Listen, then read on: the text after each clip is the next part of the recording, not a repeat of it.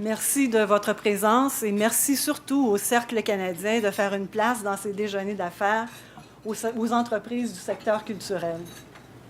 Je suis vraiment très honorée d'être ici pour vous parler d'une industrie passionnante et importante pour l'avenir économique et culturel du Canada. Merci. On a toute l'équipe ici. Comptable de formation, j'ai choisi Téléfilm il y a plus de 21 ans. Je voyais là la possibilité de marier deux de mes passions, la culture et les affaires. J'y ai côtoyé des gens inspirants, tant à l'intérieur de Téléfilm qu'à l'extérieur, des gens dynamiques qui me motivent tous les jours. Mais je ne suis pas ici vraiment pour vous parler de moi. J'ai voulu aujourd'hui vous parler de quelqu'un de très important. Ça pourrait être votre fille, votre nièce, la fille de votre voisin. Disons qu'elle s'appelle Élodie. À 4 ans, Élodie vous a charmé par ses premiers spectacles largement inspirés de la fureur. À 8 ans, elle fait de l'art dramatique, de la danse, du breakdancing, du rap. À 13, elle commence déjà à diffuser ses premiers courts-métrages sur YouTube. Certains sont même vus 653 fois, merci à votre carnet d'adresses. Puis, vers 16 ans, elle arrive chez vous. Elle a obtenu un emploi, disons, chez Caramel Film. Merci beaucoup, André, de l'avoir engagée. Et c'est le coup de foudre pour l'audiovisuel. Elle vous annonce du même coup qu'elle est inscrite à Arts et technologies des médias au Cégep de Jonquière. Je devrais plutôt dire Saguenay, M. Tremblay va m'en vouloir. Et décide plutôt de s'inscrire plus tard à Concordia en cinéma. Ça vous a donné tout un coup. Avec les notes qu'elle avait, vous pensiez déjà la voir ingénieure, médecin, avocate, à la rigueur comptable. Mais vous avez décidé de l'encourager. Et je pense que vous avez parfaitement raison. On a tout ce qu'il faut au Canada pour soutenir des talents comme celui d'Élodie. Des écoles, une infrastructure, un programme de financement, une réputation et une image de marque pour l'aider vraiment à réussir. L'industrie audiovisuelle est une industrie vibrante, active, qui vous touche chaque jour sur vos écrans de cinéma, les écrans de télévision et votre ordinateur. Merci à Tout.tv et à l'ONF. C'est aussi une industrie qui est importante et qui vaut la peine qu'on s'y intéresse parce qu'elle est très importante tant pour l'avenir culturel que pour l'avenir économique du Canada. Mais vous n'êtes pas obligé de me croire sur parole, je vais vous donner quelques chiffres pour vous convaincre. En 2009-2010, c'est 117 200 emplois au Canada, 36 300 au Québec. C'est une contribution au produit intérieur brut de 6,8 milliards de dollars. C'est plus élevé que les secteurs foresterie et pêche réunis. C'est aussi la production de 523 séries télévisées, 132 téléfilms, 41 mini-séries, 74 longs-métrages destinés aux salles. Et si ce n'est pas encore assez, c'est plus de 100 millions de billets vendus à travers le Canada. Et tout ça juste pour 2009-2010. Les producteurs québécois sont aussi très actifs. Ils ont tourné pour 172 millions de dollars de films en 2009-2010. En fait, le Québec est au premier rang des centres de production cinématographique au Canada, avec plus de 56 % du volume national. 7 films québécois ont produit des recettes guichets de plus d'1 million de dollars en 2009, dont évidemment De Père en flic, avec des recettes de 10,7 millions. Et ça en fait le film d'expression française le plus lucratif jamais tourné. Bravo, Mme Robert. Maintenant, comme le disait Yvon Deschamps, et c'est d'actualité, la presse en faisait mention en fin de semaine, on ne veut pas le savoir, on veut le voir. Alors, voici quelques exemples de succès canadiens dans le secteur audiovisuel. Je vous invite à le regarder.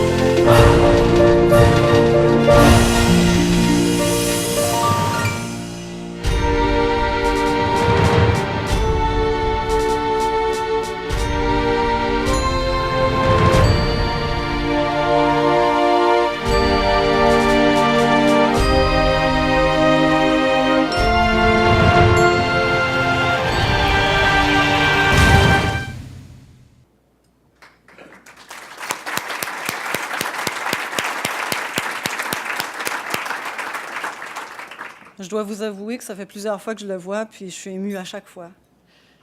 Des professionnels talentueux, il y en a beaucoup au Canada. Et quand on les appuie et qu'on permet à leur talent de s'épanouir, ils réussissent à se tailler une place de choix au Canada et à l'international. On en est témoin tous les jours à Téléfilm. D'ailleurs, un exemple réel, M. Falardeau, lui aussi a commencé jeune, animé par sa passion. En 92-93, il gagnait la course Destination Monde, c'est bien ça? En 2000, son premier long-métrage, La moitié gauche du frigo, remporte plusieurs prix et obtient un vif succès au Canada et à l'étranger. Kongorama, son deuxième long-métrage, est présenté à Cannes et reçoit plusieurs prix Jutra. Son quatrième long-métrage, Monsieur Lazare, a ébloui plus de 8000 personnes, on me dit, à Locarno en Suisse et y a même remporté 2 prix. Depuis, le film ne cesse de remporter des prix et a été vendu dans une dizaine de pays, dont l'Allemagne, l'Australie, le Brésil, la Nouvelle-Zélande, la Belgique et les États-Unis. Monsieur Lazare a été aussi de plus le choix du Canada pour représenter le Canada dans la course aux nominations aux Oscars en 2012. Monsieur Falardeau est avec nous et il est accompagné de Mme Danielle Proulx, une comédienne du film. Alors, on pourrait prendre quelques secondes pour les applaudir.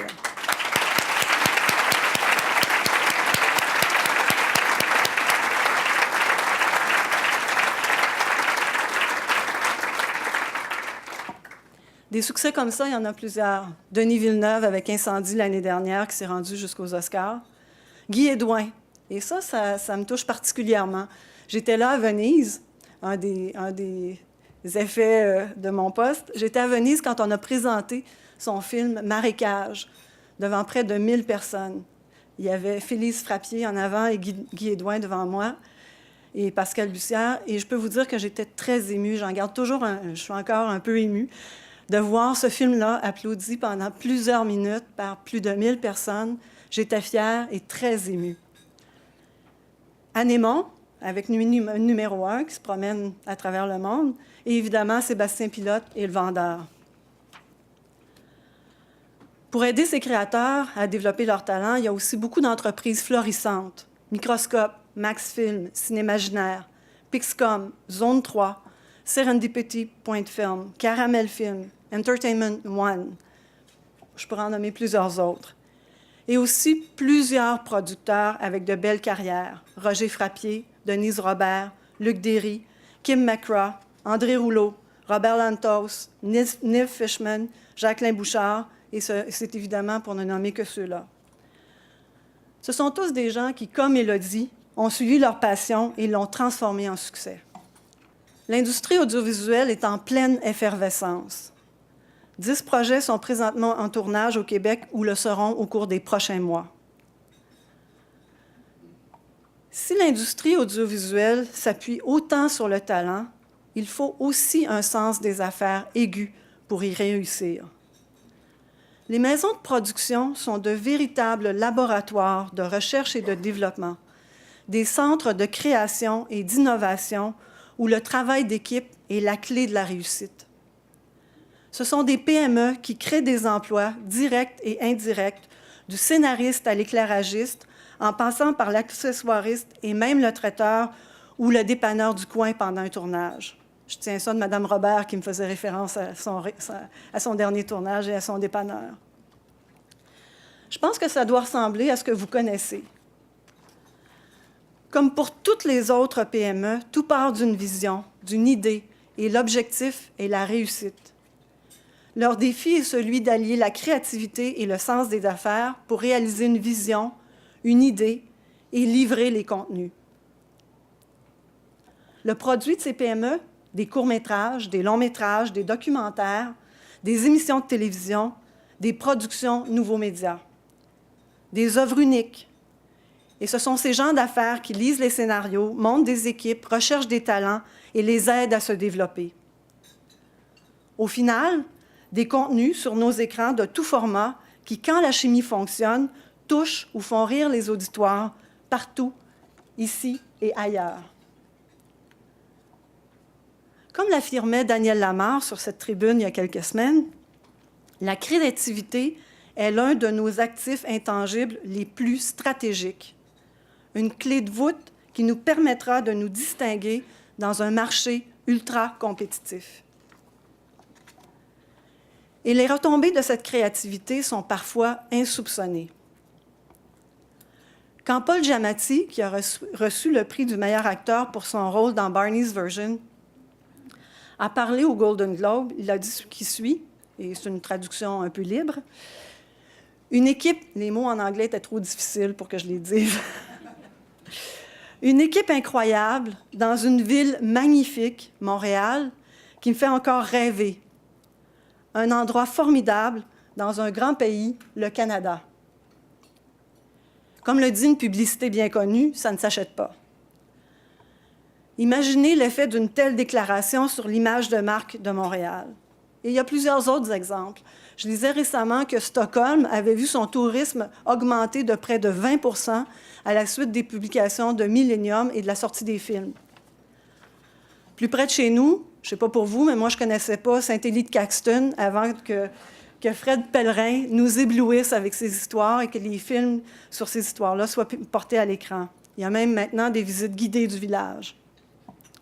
Et ces retombées peuvent parfois durer très longtemps. Anne of Green Gables, il y a encore des touristes qui vont voir la petite maison sur l'île du Prince-Édouard. Nos entreprises de l'industrie audiovisuelle sont donc des gens de talent dont la réussite nous touche de bien des façons. Et ces gens-là, on les épaule tous les jours à Téléfilm Canada. Il est peut-être justement temps que je vous parle un peu de nous. Téléfilm existe depuis 1967, en fait 44 ans, avec comme mandat de soutenir l'industrie audiovisuelle et d'en faire la promotion. Nous sommes présents dans toute la chaîne de valeur, du développement à la distribution en passant par la promotion. Téléfilm Canada, c'est en fait 220 employés, des véritables fans de l'industrie audiovisuelle. Nous avons 4 bureaux, Halifax, Montréal, Toronto et Vancouver. Mais Téléfilm, c'est surtout 58 films soutenus en production en 2009-2010 et près de 300 en développement. Avec le Fonds des médias du Canada, notre partenaire, c'est 4 400 heures de télévision, toujours en 2009-2010, et près de 932 nouvelles émissions. Les longs-métrages soutenus par Téléfilm Canada en 2010 ont remporté 127 prix l'année dernière, un sommet inégalé depuis les 5 dernières années. J'ai parlé tantôt de Venise. On avait 7 films canadiens sélectionnés à Venise cette année. Je pense que c'est du jamais vu. Le budget annuel de Téléfilm, c'est 100 millions. En fait, c'est probablement le budget d'une production américaine. Et en plus, ils rajoutent 100 millions de publicité. Avec ça, on investit dans 60 longs-métrages par année, à peu près, et on doit également financer la mise en marché.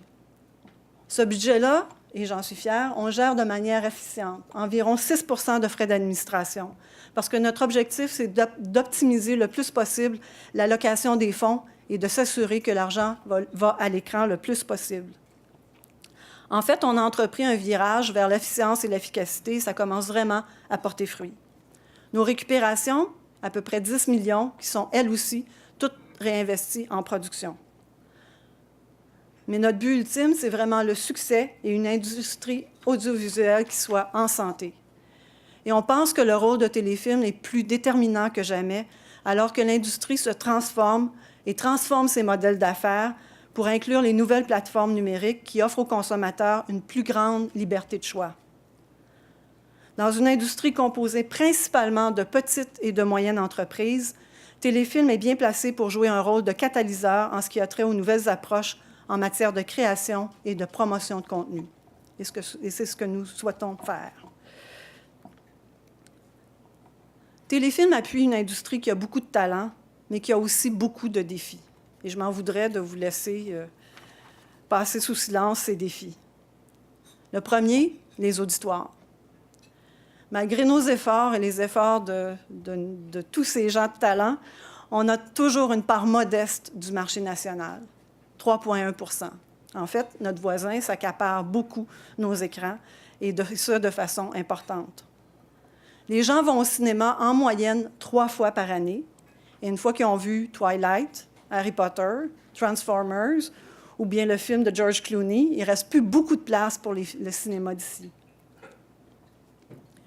Le contenu canadien, par contre, on le consomme autrement, en DVD, sur nos écrans, sur les différentes plateformes numériques. Et grâce à nos partenaires tels Vidéotron, Québecor, Astral, Rogers, Radio-Canada, nos contenus sont diffusés et on en fait la promotion pour rejoindre de plus larges auditoires. En pourcentage, le Canada est le pays au monde où l'on regarde le plus de vidéos en ligne. Les marchés sont ouverts et nos nouveaux auditoires internationaux représentent des occasions à saisir. C'est pourquoi, selon nous, on ne peut plus mesurer le succès d'un film uniquement par le box-office. On pense que ça ne donne pas un portrait complet. Il faut une vision plus large du succès afin de donner toute la mesure des succès de nos films. Nous annoncerons d'ici quelques semaines un nouvel indice de mesure pour mesurer le succès des films qui font partie de notre portefeuille. Ce nouvel indice de mesure devrait prendre en compte les dimensions culturelles, commerciales et industrielles du succès de nos productions audiovisuelles. Le deuxième défi, c'est le financement. La situation économique est difficile, on le sait, puis ça affecte aussi l'industrie audiovisuelle. Et comme c'est une industrie de recherche et de développement, comme je vous le mentionnais, c'est une industrie qui requiert aussi beaucoup de capitaux. Chaque œuvre est unique et il n'y a pas vraiment d'économie d'échelle. Ce n'est pas comme le camembert. Une fois qu'on a inventé la recette, on peut le revendre pendant 400 ans. Le Canada supporte l'industrie audiovisuelle, mais probablement commence à s'essouffler. On a donc besoin d'autres partenaires. Est-ce que c'est risqué comme investissement? Probablement, mais pas plus qu'ailleurs. Tous les pays occidentaux subventionnent leur cinéma, y compris les États-Unis, qui ont aussi créé des régimes de crédit d'impôt dans plusieurs États. Le succès est difficile à prévoir, comme dans toute entreprise de recherche et de développement. 1 sur 10, c'est à peu près le taux de tous les pays, y compris les États-Unis. En matière de financement, Téléfilm est un joueur important parmi d'autres. On a les agences provinciales comme la SODEC, on a les partenaires des provinces, on a les banques, des entreprises comme Astral, Vidéotron, Rogers, Québecor, Bell, et il y a aussi les crédits d'impôt. Bien qu'il soit très important de maintenir ces partenariats, il faut aussi s'assurer d'en développer des nouveaux afin de faire rayonner davantage le contenu canadien ici et à l'étranger. On pense que l'industrie privée pourrait contribuer davantage au secteur audiovisuel. C'est d'ailleurs un point qui nous a été soulevé plusieurs fois dans les consultations qu'on a faites l'année dernière en préparation de notre plan stratégique. Et Téléfilm travaille actuellement à mettre sur pied un mécanisme simple et souple qui permettra justement d'avoir un petit peu plus de l'apport privé dans les financements des productions audiovisuelles. En appui à tous ces efforts, Téléfilm a également décidé de réorienter sa stratégie de promotion au niveau national et international. Nous investirons davantage dans la promotion de nos films et de nos contenus pour générer des auditoires. J'ai parlé des festivals tout à l'heure. Nous sommes présents dans plusieurs festivals, tant au Canada qu'à l'étranger. Mais pourquoi? Parce que les festivals sont importants pour deux choses. D'abord, la reconnaissance. Un peu comme pour les athlètes, c'est important que nos créateurs voient leur succès reconnu, pas juste au Canada, mais à l'étranger aussi. La deuxième raison pour laquelle nous sommes présents dans les festivals, c'est pour les affaires. C'est vraiment une occasion de visibilité pour notre industrie. Ça donne accès aux distributeurs et aux ventes. Les festivals le démontrent concrètement. Et un exemple vraiment frappant, c'est le Festival international de Toronto. Effectivement, Brad Pitt et George Clooney étaient présents. Je ne les ai pas vus. Mais ils étaient là aussi pour vendre leurs films. En fait, à Toronto, il y avait 4000 acheteurs qui étaient présents à Toronto, soit 20 de plus que l'année précédente. Il était donc important pour nous de mettre l'accent sur nos œuvres et les talents afin d'assurer leur visibilité. Maintenant, la question qui, je suppose, est sur vos lèvres. Si ça va si bien, c'est une industrie aussi florissante, pourquoi on devrait continuer à mettre des impôts des Canadiens là-dedans? Bien, pour 3 raisons. Premièrement, c'est une industrie qui contribue à l'économie canadienne et fournit des emplois à temps plein. La part du secteur des arts et la culture dans l'économie, je le répète parce que je veux que vous le sachiez par cœur, est 3 fois plus grande que celle du secteur de l'assurance et 2 fois celle de l'industrie forestière. Le secteur de l'audiovisuel à lui seul crée 2 fois plus d'emplois que le secteur des pêches, chasses et foresteries. Et ce qui est particulier à ce secteur, les producteurs dans la salle le savent, c'est que près de 60 du budget de production s'en va en salaire. C'est une industrie qui est très innovante. Chaque produit est unique. On ne peut pas répéter la recette. Et comme pour d'autres industries, l'aéronautique par exemple, le soutien du gouvernement est nécessaire pour générer un bassin d'expertise. Et ce bassin d'expertise, on le bâtit grâce à une masse critique. Les créateurs ont besoin de créer pour acquérir de l'expérience et peaufiner leurs compétences. Comme disait un autre conférencier dernièrement, c'est en gossant qu'on devient gosseron. Ils deviennent donc intéressants pour le Canada et pour l'international. Cette masse critique a d'ailleurs permis à plusieurs entreprises de se développer et de nous donner plusieurs occasions d'affaires. Par exemple, les entreprises, et là on ne parle pas juste des secteurs directement liés à la production, mais des secteurs connexes, par exemple les effets spéciaux. Il y a une boîte québécoise qui s'appelle Hybride, qui a fait les effets spéciaux pour le film Avatar. Art Production à Toronto, qui a travaillé sur Dolphin Tale. Et Image Engine à Vancouver, qui a travaillé sur la saga Twilight. Il m'apparaît donc très important de préserver ce bassin d'expertise, ces emplois, en assurant un volume constant, une masse critique. La deuxième raison, c'est que l'avenir est vraiment rempli d'occasions à saisir, et le Canada, selon moi, est en très bonne posture. Et ces occasions ont tous trait au contenu. Bill Gates nous disait en 1996, « Content is king ». Et c'est justement ce que nous avons à offrir, ce que vous avez à offrir, du contenu de qualité. Les nouvelles plateformes de diffusion créent de nouveaux besoins en contenu. L'adoption d'autres plateformes numériques par les Canadiens, en particulier l'Internet, s'accélère. De plus en plus de Canadiens ont aussi recours à l'Internet pour regarder les émissions de télévision. Et les diffuseurs de contenu adoptent leur offre en conséquence. iTunes a maintenant une section cinéma, Google a maintenant de nouveaux canaux, et a même travaillé en collaboration avec Warner pour obtenir du contenu original. Mais moi, je pense qu'il y a une place pour le Canada là-dedans. C'est la qualité et la diversité de notre contenu qui va inciter les consommateurs à se tourner vers ces nouvelles plateformes. Et je suis donc d'avis que les efforts devraient être axés sur le contenu, le financer, le rendre disponible et surtout le faire rayonner. Les occasions qui ont trait au marché, bien, il y a les marchés ouverts, c'est la mondialisation. Les autres pays, par exemple, l'Asie et l'Inde, sont à la recherche de contenu. Nos émissions pour enfants canadiennes sont vues à travers le monde et se classent dans plusieurs pays parmi le top 10. Les productions canadiennes sont aussi de plus en plus vendues dans des territoires diversifiés et nouveaux. On l'a vu avec M. Lazare. Au Moyen-Orient, Oman, le Qatar, l'Arabie saoudite et l'Afrique du Sud, et les ventes sont en croissance en Amérique du Sud. Comme plusieurs l'ont déjà dit, il y a une place à prendre sur la scène internationale, et nous sommes en droit, en fait, nous devons la prendre, cette place. Et je peux vous affirmer que le Canada est très bien positionné pour l'avenir, et Téléfilm s'emploiera à aider les entreprises d'ici à saisir et à profiter de toutes les occasions d'affaires. La troisième raison, c'est la raison du cœur. Les produits, les histoires, d'avoir des histoires qui nous ressemblent sur nos écrans, c'est excessivement important. En tout cas, ça l'est pour moi.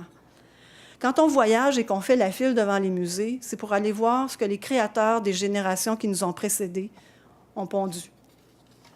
L'audiovisuel, c'est un autre moyen d'exprimer ce talent-là. Et nos contenus offrent vraiment des alternatives aux blockbusters américains. Ce sont des œuvres indépendantes qui nous représentent et qui nous touchent. Et qui touchent aussi les cordes sensibles partout dans le monde. Atom Egoyan, à Toronto, disait 2 choses qui m'ont frappée. La première, les films sont notre héritage culturel. Le cinéma est la forme d'art qui, à mon avis, définit le plus qui nous sommes, collectivement, et nous permet de transmettre notre sentiment d'identité ici et à l'étranger. Et en message spécial à la relève, il disait « Les jeunes artistes sont l'âme de ce pays ». Nous pouvons donc et devons être fiers, comme citoyens canadiens, d'avoir depuis 75 ans contribuer à alimenter cette richesse culturelle qu'est l'industrie audiovisuelle canadienne, sans cesse renouvelée par les jeunes talents comme Élodie. Et il ne faut surtout pas les laisser tomber. En terminant, vous savez, on nous incite souvent à consommer local. Vous avez sûrement entendu parler de la diète 100 miles, où il faut acheter ses légumes pas trop loin. On nous incite aussi à voyager local. Bien, moi, j'aimerais vous inciter à vous divertir un petit peu plus canadien. Vous pourrez d'ailleurs commencer en regardant, si ce n'est déjà fait, les deux DVD que vous avez sur votre table, Barney's Version et Incendie. Mais j'aimerais ça aussi vous encourager à aller un petit peu plus loin. Si vous êtes comme les Canadiens, vous allez voir 3 films au cinéma par année. Alors, je vous demande d'aller en voir un de plus. Et pourquoi pas commencer ce week-end avec Monsieur Lazare. Je vous garantis que vous ne serez pas déçus. Et tout ça, évidemment, avant de visionner le premier film d'Élodie. Merci beaucoup et bonne restante journée.